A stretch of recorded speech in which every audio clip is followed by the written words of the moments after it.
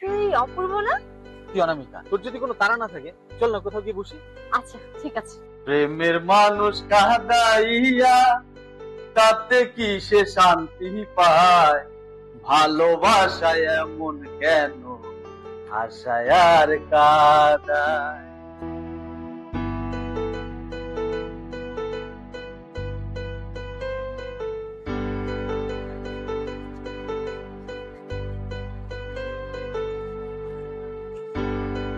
এই যে শুনছেন, আমাকে ডাকছেন? তুই অপূর্ব না? হ্যাঁ, কিন্তু আপনি? চিনতে পারছিস না তাই তো? তুই অনামিকা। যাক বাবা, চিনতে পারলি তাহলে। তো ব্যাপার, তুই এমন রোগা হয়ে গেছিস কেন? যা দিনকাল যাচ্ছে, বিশ্রী হয়েছি না দেখতে, বল। রোগা হয়েছিস? তারপর সুন্দর লাগছে। সত্যি? তারপর বলতো কি খবর তোর? আর খবর? কোনো খবরই তো জানিস না। খবর অবশ্যই সুন্দর। তোর যদি কোনো তাড়া না থাকে চল না কোথাও গিয়ে বসি। আমি তো ফ্রি আছি, কিন্তু তুই মাত্র শহর থেকে আসলি, এখনই বসবি? আর চল না, কতদিন পর তোর সাথে দেখা, চল একটু বসি। আচ্ছা ঠিক আছে চল। মনে আছে ক্লাস শেষ করে আমরা কি করতাম? সে কি মজার ঘটনা, সবাই আড্ডা, চায়ের কাপে, তারপর চানাচুর ভাজা, সেই দিনগুলো আর ফিরে আসবে। আর আম গাছটা? ও ও, জুতা ফেঁকে দিয়ে যে আমগুলো পারতাম। তুই তো ছিলি একটা ফাজিল। আচ্ছা বাদ দে, এবার বল তুই কি বৃত্তান্ত? আর আমার বৃত্তান্ত নেই রে, জীবনটা একদম সাদামাটা। তবু শুনি। তবে শোন, সেই যে সৈয়দপুর থেকে ঢাকায় আসলাম, কলেজে ভর্তি হলাম, তারপরে কারোর সাথে যোগাযোগ নেই। অবশ্য তোর নাম্বারে কয়েকবার আমি যোগাযোগ করার চেষ্টা করেছি, পাইনি। তোর নানির বাড়ি ওদিকে গিয়েছিলাম, খুঁজে পেলাম না তোকে। পরে কায়েসবার বাড়িতেও গিয়েছিলাম, তাকেও পেলাম না। শেষকালে কালো মানিকের সাথে পালাবো সেটা মনে হয় তুই ভাবতেই পারিসনি, তাই না? এখনো কালো মানিক বলিস নাকি? স্বামী না তো। তোর কি খবর বল, তোরটা তো কিছুই বললি না। পরে বলবো সব, এখন বল তোর কথা বল। আমি যখন বিয়ে পরীক্ষা দিই তখন আব্বু মারা যায়। খালুজান মারা গেছে? অফিসে কি একটা কাজে জানি আব্বু খুব টেনশনে থাকতো, হঠাৎ একদিন স্ট্রোক করে, তারপরে মারা যায়। খালাম না? বাবার মৃত্যুর পর মা খুব ভেঙে পড়েছিল, তার 3 মাস পরে মাও মারা যায়। এত কিছু হয়ে গেল কিন্তু আমি কিছুই জানি না, জানবো কিভাবে? অবশ্য তোর সাথে আমার যোগাযোগই ছিল না। তারপর কি হলো বল। ডিগ্রি পাশ করার পর আব্বুর অফিসের ছোট্ট একটা চাকরি পাই, চাকরিতে জয়েন করলাম। তারপরে পোস্টিং হলো চট্টগ্রামে চলে গেলাম। তারপর চট্টগ্রাম থেকে পোস্টিং করলাম আমাকে ঢাকায় চলে আসলাম। তোর কি খবর বল, তোরটা তো কিছুই বললি না। আর খবর? খবর না, উপন্যাস। আচ্ছা তুই না তখন লেখালেখি করতি, লেখালেখি ছেড়ে দিয়েছিস নাকি? আগে বল, শুনি তো, তারপর দেখি। বেশ।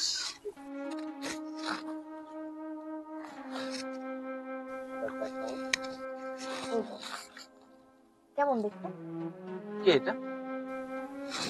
কেমন, সুন্দর না? অবশ্যই সুন্দর। আমার স্বামী।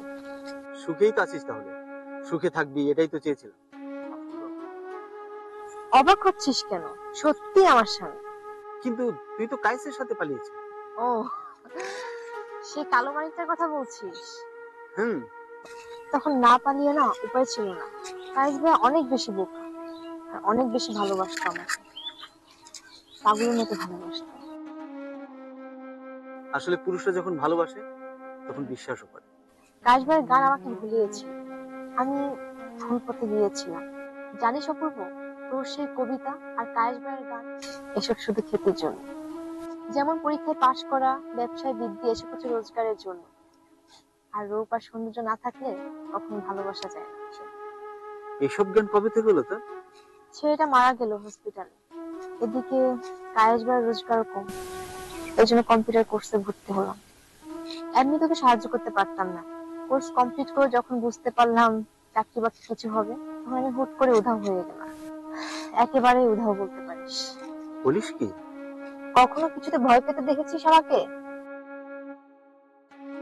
মিস্টার রাব্বি, অফিসের এক কলিগ, বিয়ে করতে চাইলো আমাকে, বিয়ে করে ফেললাম। ওই যে ছবি দেখালাম না তোকে, সুন্দর না দেখতে?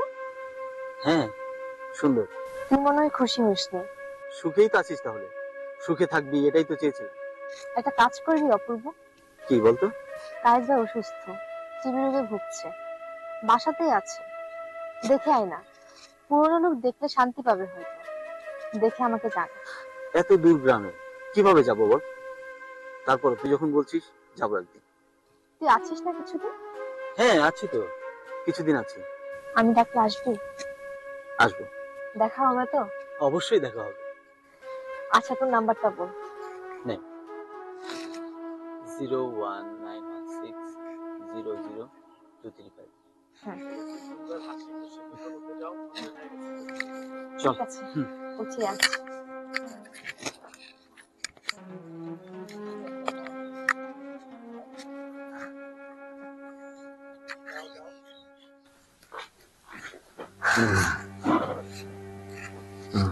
রাব্বি আমার ক্লাসমেট, বন্ধু অপূর্ব। আগে তো ওনার কথা শুনিনি, আজকে প্রথম শুনলাম ওনার নাম। শোনেননি তাতে কি হয়েছে? আজকে তো দেখলেন। আপনার শরীরের কি অবস্থা?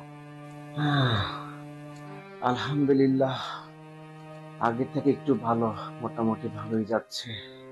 অনামিকার মতো মেয়ে পাওয়া একটা ভাগ্যের ব্যাপার, অনেক ভালো একটা মেয়ে। You have missed her. হ্যাঁ, কি হচ্ছে এসব?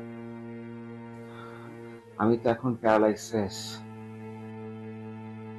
একটা টাকা পয়সা রোজগার নেই, সম্পূর্ণ সংসারের খরচটা অনামিকাই পালন করে।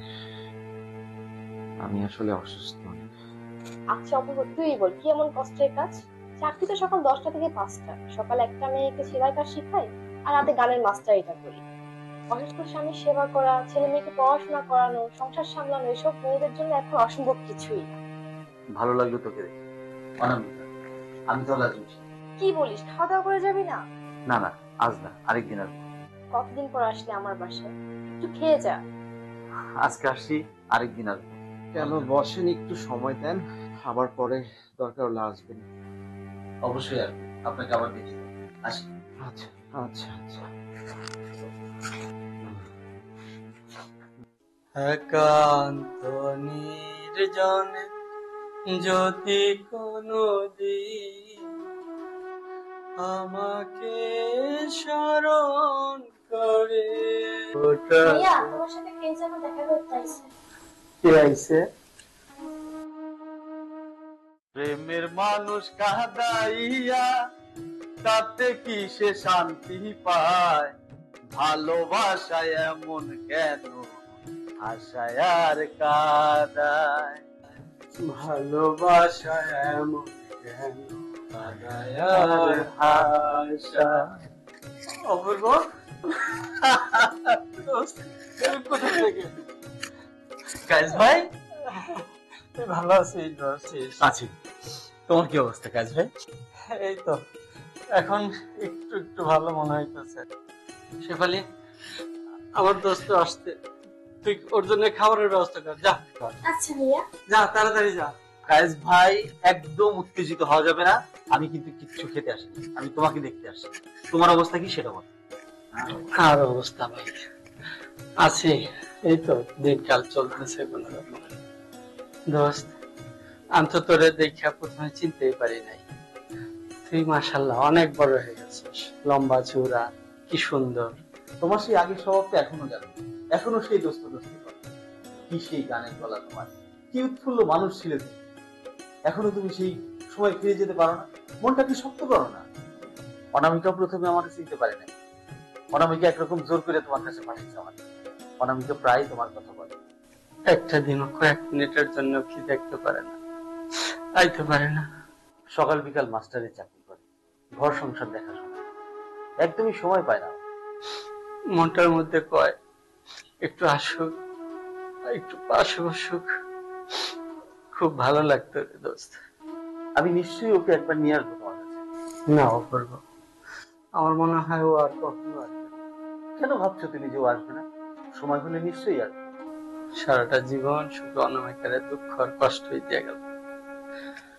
জানো অপূর্ব, অনামিকার মতো ভালো মেয়ে আমি আর জীবনে একটাও দেখি নাই। আমাকে অনামিকা বারবার অনুরোধ করলো দেখে আসতে, অথচ সে একদিনের জন্য একবারও আসেনি দেখতে। এই অপূর্ব, কি চিন্তা করতেছস? কেউ জানলো না, কেউ বুঝলো না, কিন্তু অপূর্ব তুই শুই না রাখ, তুই যাই না রাখ। অনামিকা কোনো সাধারণ মেয়ে না, ও একজন অসাধারণ মেয়ে। প্রথম যেদিন আমার মধ্যে রক্ত উঠল, 1 সপ্তাহ গেল, 1 সপ্তাহ পর হঠাৎ অনামিকা নিরুদ্দেশ। আমি ভাবলাম কি অনামিকা হয়তো আমার রোগের ভয়ে পালাইছে, আরো অনেক কিছু ভাবছিলাম, কিন্তু পরে জানতে পারলাম সেদিনও আমার রোগের জন্য পলাই নাই, নিরুদ্দেশ হয় নাই। আমার রোগের চিকিৎসা করার জন্য ও ভালো একটা চাকরি করে টাকা কামাই করে ডাক্তার দেখানোর জন্য নিরুদ্দেশ হয়েছিল। ও অনেক কষ্ট করে আমার রোগের চিকিৎসা করাইতেছে। বোকামি, ওর এত সরল বিশ্বাস। ও এখনো ভাবে আমি আবার সুস্থ হব, আবার আমি গান গাইব। আচ্ছা অপূর্ব, ও আসে না কেন? ও এসে কি আমার সাথে একটু দেখা করতে পারে না? আমার কাছে আসতে পারে না? আমি তোমাকে কথা দিচ্ছি, তোমার এখানে নিয়ে আসবা। তুমি মনটাকে শক্ত করো। না না, ও আসবে না, ও আর কখনোই আসবে না। আমার মনে হয় আমার সবকিছু ফুরাই গেছে, আমি মনে হয় আর বেশি দিন বাঁচবো না। ডাক দিয়াছেন দয়াল আমারে, রইব না আর বেশি দিন তোদের মাঝারে।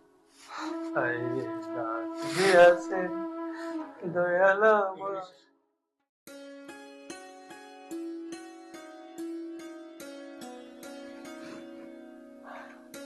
কেমন দেখলি কায়েসকে?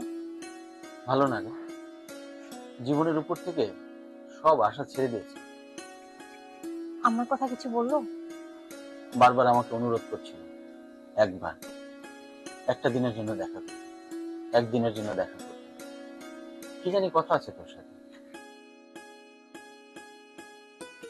আচ্ছা, আমার অনেকগুলো প্রশ্ন আছে, জবাব দিবি?